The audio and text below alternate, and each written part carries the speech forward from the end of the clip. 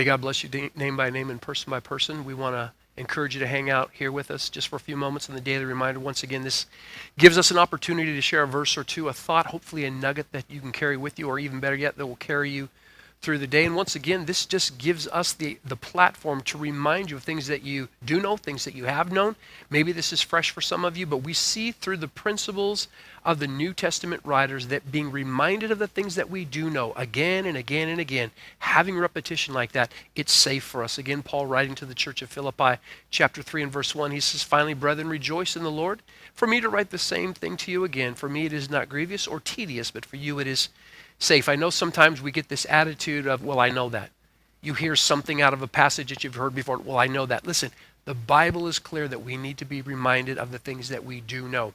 Let me give you one of those verses. This is in the New King James translation. Psalms 22, verse 3. The Bible says, "But you are enthroned in the praises of Israel," of your people. Now, this is a principle. This is what the writer is saying. This is what David is saying. When praise goes up, God moves in. When praise goes up, God moves in. And you need to understand, you can change the atmosphere just through praise. Because sometimes the atmosphere, certainly in just living life, just living in this world, and certainly in the season that we're in, the atmosphere can be heavy, it can be weighty, it can be dark, there can be confusion, there can be chaos. That sometimes can be the atmosphere, but praise, lifting him up, singing to him, letting shouts of joy and declaring his goodness, that kind of praise, it clears the atmosphere. This is a principle.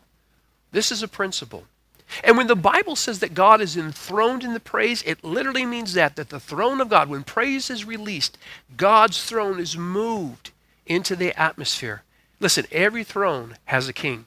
So when God is enthroned and when the throne comes, the king comes with him. And listen, when the king comes, we have access to the kingdom. We have access to everything that he has promised. You can change the atmosphere by praise. And again, it's not something that just happens on a Sunday morning or here and there through the week.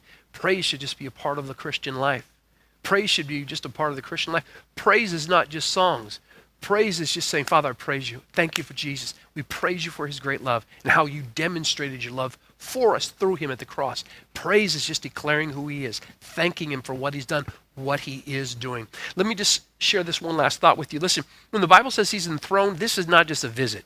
God doesn't come just to hang out. Listen, when the Bible says that he's enthroned, when you look at the Hebrew language, it means that he comes to dwell, he comes to remain, he comes to abide, he comes to stay, he comes to settle in.